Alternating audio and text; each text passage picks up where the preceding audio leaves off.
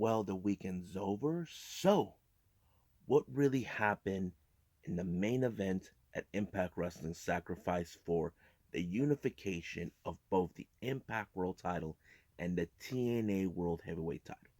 So we're going to talk about that, but also the second rounds in the New Japan Cup has already begun, but who advances from the second rounds?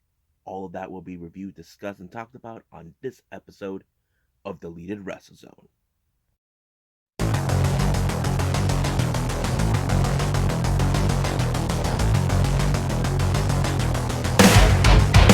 Are you ready? Get up, get up! Get up, get up! Get up, get up! Get up, get up! Get up, get up! Get up, get up!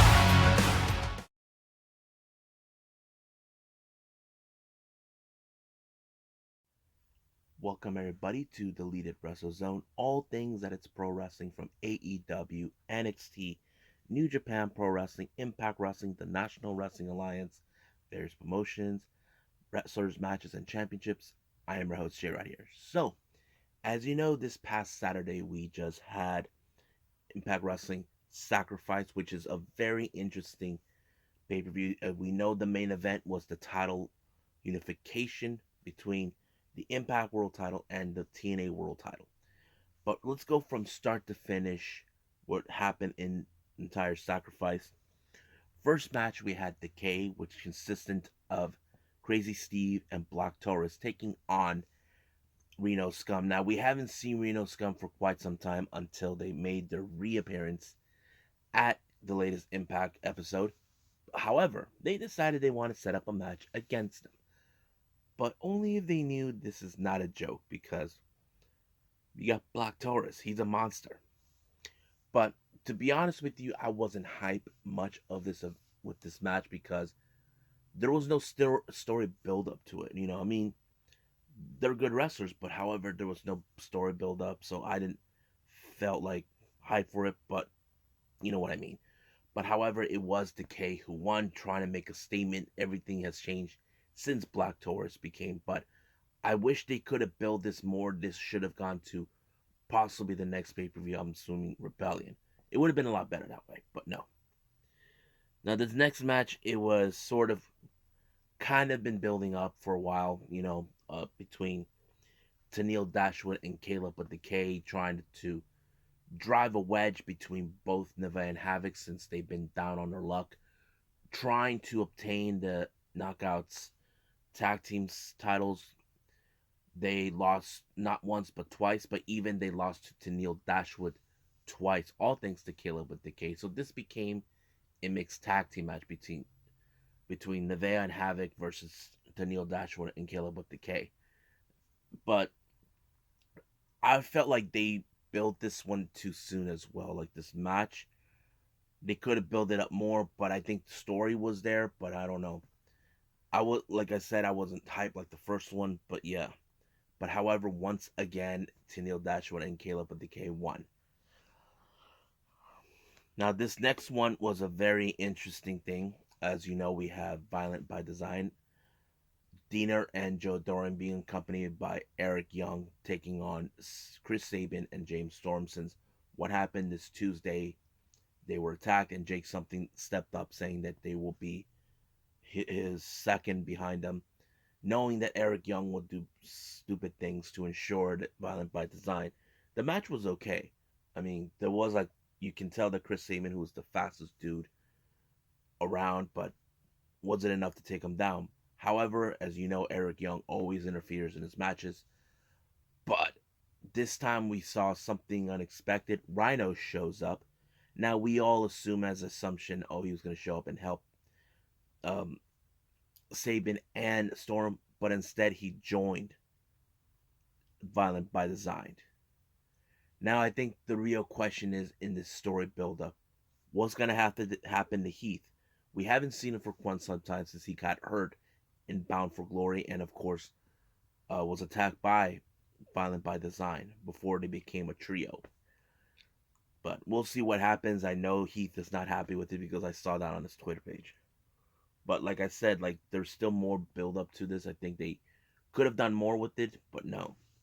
We'll see how that goes down the line. Now, this is a very interesting match. This one has been building up for quite some time. This one is called a Hold Harmless match. This one by Brian Myers, he assumed that this one was more of a submission match, except it wasn't that.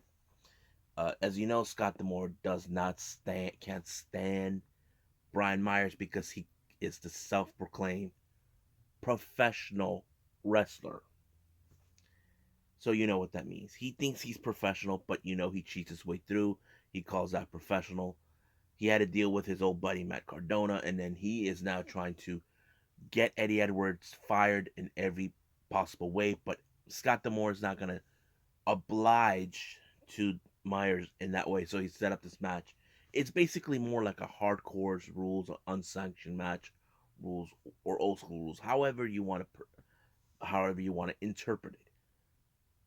But you can tell like Myers was not into this type of match. He did not want this.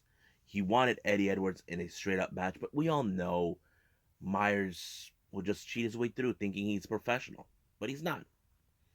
But however, I think the best moment is when Eddie Edwards grabbed and had Myers on his back to do like the jump off the ring apron and land on the table. That kind of was a great moment, allowing him to possibly win the match. So is the real question is this feud between Myers and Eddie Edwards far from over? I hope so because they could build up more stories later on, but we'll see what happens this coming Tuesday. Next match is the Knockouts Tag Team titles. We have the challengers Jordan Grace and Jazz taking on Fire and Flavor, Kara Hogan, and Tasha Steelz. Now, I wasn't 100% sure if this was going to be a good match because I felt they could have done better opponents. I mean, look, to me, they could have gotten Diamante and Ivelisse. The reason is there was an exclusive video in Impact where Tasha disrespects the AEW women's tag team tournament winners, thinking that they're dumb to win the medals. Oh, that would have been a great story for the build up, but well, hopefully they can build that up. I'm hoping that could happen. But it was a good match. I'm not gonna lie. But I think having Fire and Flavor kind of legitimizes more the Knockouts tag team titles. Remember, this is a little something that we talked about regarding with women's tag team, especially with what happened with WWE when we thought, oh, that what's their name, that Bailey and Sasha were going to legitimize the women's tag team titles for 6 to 12 months. It didn't happen, but I'm feeling maybe they could legitimize it because they're the ones who brought this up, like they wanted to make it happen. But it was Fire Flavor the one. So who will be the next challengers? I don't know. Now we get to the X Division match. As you know, this was meant to happen. As you know, the Super X Cup winner, Ace Austin's been asking for this match for quite some time. TJP, who's been the X Division champion when he played mind games with Rohit Raju, it was basically inevitable that this was going to happen one way or the other, but it was a good match as well. Two X Division wrestlers, one of the best. They can put on a good show. I was impressed how somehow Ace Austin was able to counter every move that TJP put out. And that kind of did, but don't forget, Ace Austin has Madman Fulton in his corner, making sure he'll get the title.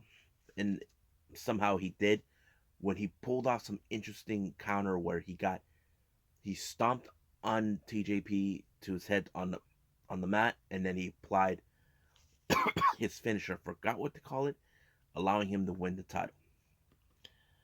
Now we get to the Swingers Palace once again. Tennille Dashwood gets in the face of Alicia. They're trying to set up a match, but however, Scott D'Amore has something planned, and he said that there's going to be a 12-man no, 12 woman tag team match taking place on Tuesday, and it's kind of interesting. I forgot who was in it, but I can't wait to see it. Now we get to the Knockouts Championship. We have ODB as the challenger taking on the Virtuosa and champion Diana Perrazzo. Now you know Diana Perrazzo will have her entourage, Kimberly and Susan. At some point of the match, the referee made the right call to kick out both Kimber and Susan out of ringside, which kind of made the match more of a straight up match, no cheating or waiting. But you would have assumed somehow that ODB was going to be the one to dethrone her, but it wasn't. As you know, Diana Perrazzo did stated she is the best technical wrestler. She wasn't wrong, and she pulled up the arm submission move on her and allowing her to win, retaining her Knockouts championship. Now we get to the most interesting match we have been hearing. This is the semi-final match. We have the Impact World Tag Team titles.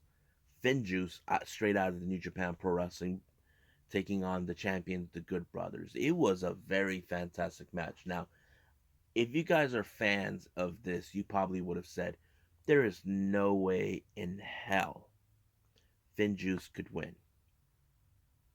Maybe you're right. There have been occasions like that when it comes to interpromotional working relationships.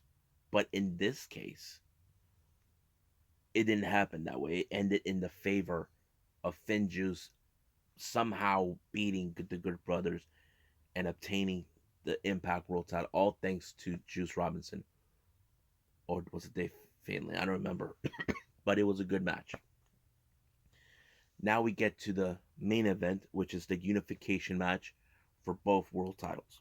Moose versus Rich Swann. Now, this was a very physical match. As you know, Moose, I me and my friend, we kind of were hoping Moose would win because I want them to continue with the storyline that I want them to do, but I'll explain some other time.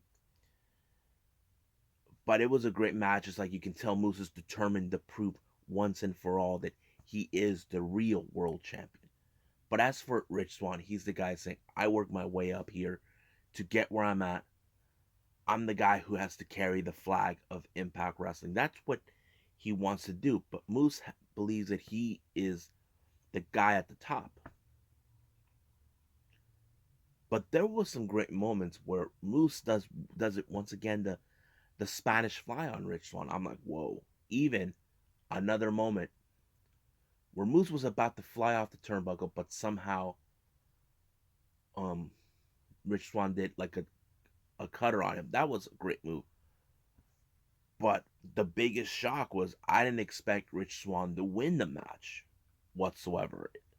So basically, he is now the champion for both titles. So that means this coming April, he'll be heading to Rebellion to face the AEW World Champion himself, Kenny Omega. Now, this is going to be a very, very interesting match, and I can't wait to see it. But let's see how this story is going to build up starting tomorrow.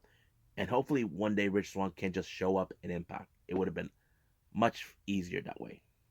So for now, let's just move forward um with the New Japan Cup with the second rounds they just begun.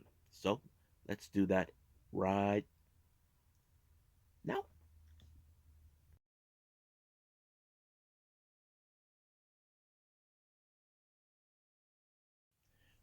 Okay, so we're still continuing on with the latest New Japan stuff with the New Japan Cup. As you know, now they just begun the second rounds. We already finished with the first rounds. But let's go with the rounds before the matches before the second rounds that they put out.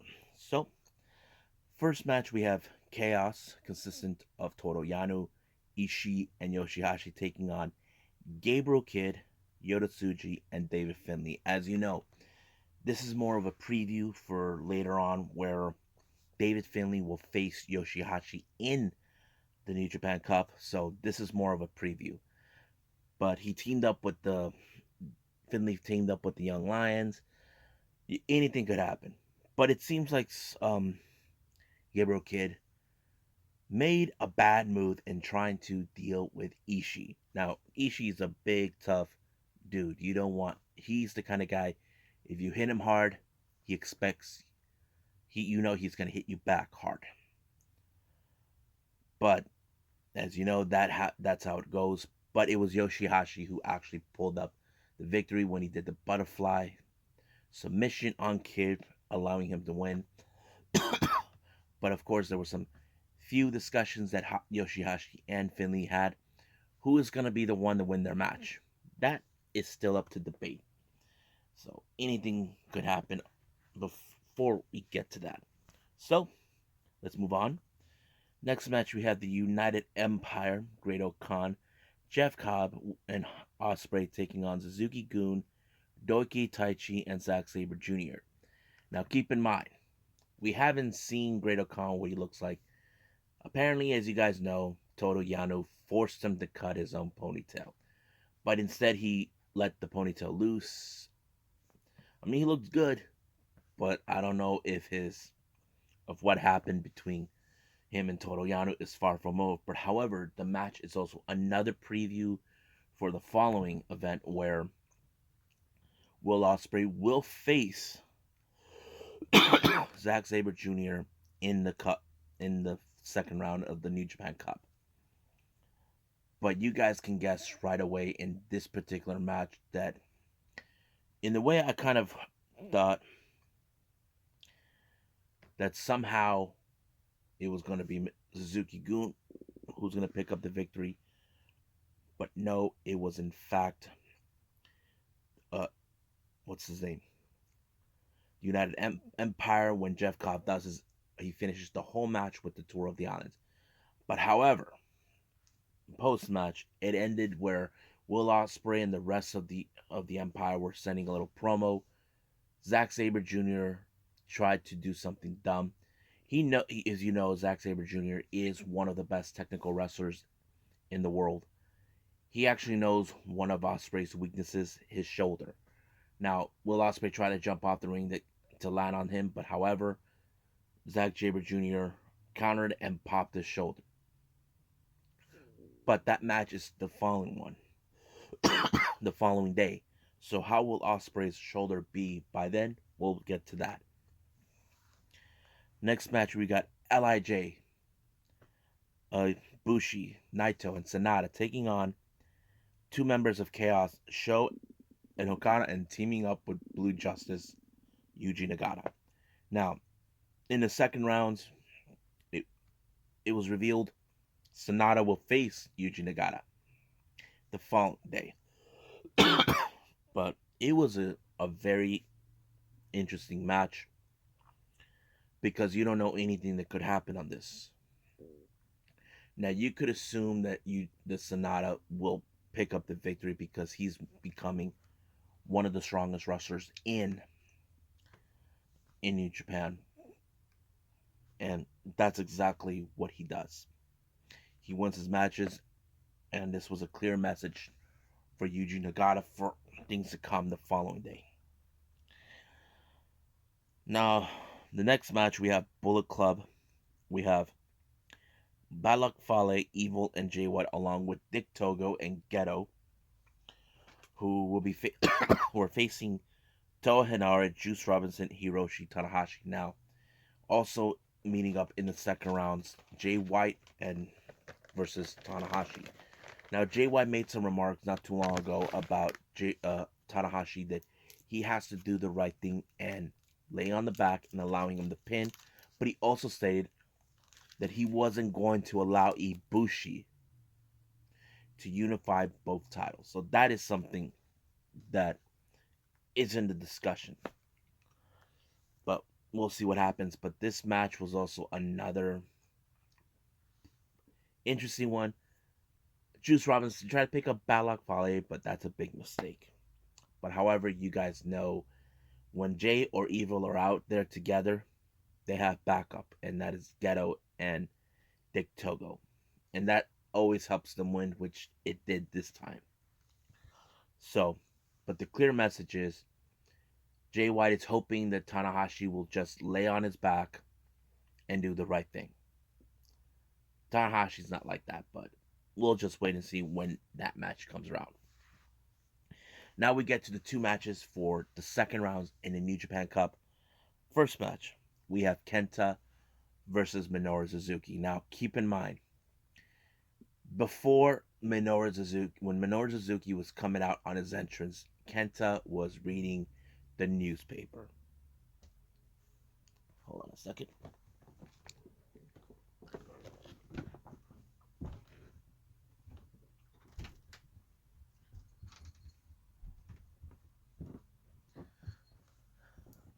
Yeah, sorry folks, that was my cat. She just wants to be here with me. So anyway, Kenta was not in the mood. So he started reading the paper, not giving a damn about Minoru Suzuki's entrance. But however, when Minoru Suzuki saw this, he's like, what is he doing? Is he being disrespectful? Kenta, he's a cocky dude. Keep in mind. That's how he goes. He's not in the mood. He doesn't give a damn what you have to say. Minoru Suzuki's like, I don't have time for this crap. We're here to fight. And that's how it is. But Kenta, he likes to play these little games. And once again, when they took away the paper, he tried to get it again. But finally, we get that hard-hitting match. But Kevin Kelly did made great comments during the commentary section where this isn't the first time Kenta and Minoru Suzuki has faced off. They met in Pro Wrestling Noah before. And probably are saying, really? Keep in mind, Minoru Suzuki is a freelancer. He goes with wherever promotion are willing to book him. I don't think he's a full-time member of New Japan, but it is what it is. Um, and they may faced a couple times in tag team action when they're opposite side of each other, so that kind of fits into the whole thing. But the real question is, can Kenta put Minoru Suzuki to sleep? The answer to that, he did. So Kenta advances from the second rounds, moving forward while Minoru Suzuki is out. Now the next match we have Shingo Takagi versus Hiroki Goto. Now keep in mind, Shingo Takagi is the one who made the most noise when he beat out Kazuchika Okada. As you know, Okada was the favorite to win this tournament, but it didn't go in that way. Now he's facing the least guy who could win the tournament, and that's Hiroki Goto. But this was also one of those strong physical matchups, like who's the strongest of them all to win to advance. But to me, I kind of guessed it because Shingo has made headways in every occasion. You know, being the never openweight champion, um, trying to win the G1, that sort of thing. But he did win his match against Hiroki Goto, so he advances from the second round and moves forward. So I think that's it for now for this particular day. So let's move on the following day, which is March 14th of this year for the New Japan Cup.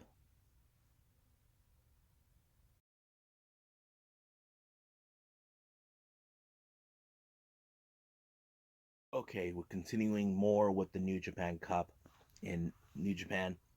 So first match that they opened up was Chaos members Yano, Ishii, and Yoshihashi taking on the Young Lions and David Finlay. But this time, what's his name? Gabriel Kidd was not involved. He replaced him with Yuya Umura. Same result as always. You know, Chaos wins. And of course, we all know David Finlay will meet up with Yoshihashi in the New Japan Cup. Uh, I don't know when that will happen, but I'm not sure if it's today or tomorrow. I'll let you guys know. Next match, we have Bullet Club, Chase Owens, Balak Fale, and Kenta taking on Suzuki-gun, Doiki, Taichi, and Minoru Suzuki. Now you can tell that at some point in this match, there's still not this whole the thing with Minoru Suzuki and Kenta's not over. Like as you guys know, Kenta and Minoru Suzuki are two of the best strikers. I mean, I would love to see those guys face off once again, but we don't know when that happens. I just hope we can. But once again in this one, it was in fact Bullet Club who took the victory on this one. Now, the next match, we got LIJ, Bushi, Naito, and Shingo taking on Chaos um, Sho, Goto, and Okada. Now, as you know, Shingo beat Goto in the previous day. Still the same thing. But however, I have to say, I've been mostly impressed with Sho, how he's now becoming a very solid singles competitor, even though we know him as a tag team competitor for a couple years now. But I'm very impressed how he finished it off, even though there was no story build up in this one, but it did happen. But it did allow him to pick up the victory for Chaos. Uh, Next match, we got Bullet Club, Yujiro Takahashi, Evil, and Jay White taking on Toa Henare, Juice Robinson, and Hiroshi Tanahashi. Once again, Jay White still doing the same old thing over and over, telling Tanahashi that this is his cup and that he will do the right thing to lie on his back. But as you know, this is how it's gonna be. I don't know when that match will be between White and Tanahashi, but I can't wait. But this time, it was Tanahashi who picked up the victory when he pinned um, Yujiro Takahashi. But between White and Tanahashi, that is something we gotta wait and see what's gonna happen. I doubt, and when we see those two face off, Tanahashi's just gonna lay on his back and surrender himself to JY. He's not like that, but we'll see when we get there. Now, the next two matches is the New Japan Cup second rounds. We got Sonata versus Yuji Nagata. Now, you can say all you want. Sonata's a bit younger than Yuji Nagata. I mean, look, I feel in this point, Sonata is in his prime. He has been one of the favorites of New Japan.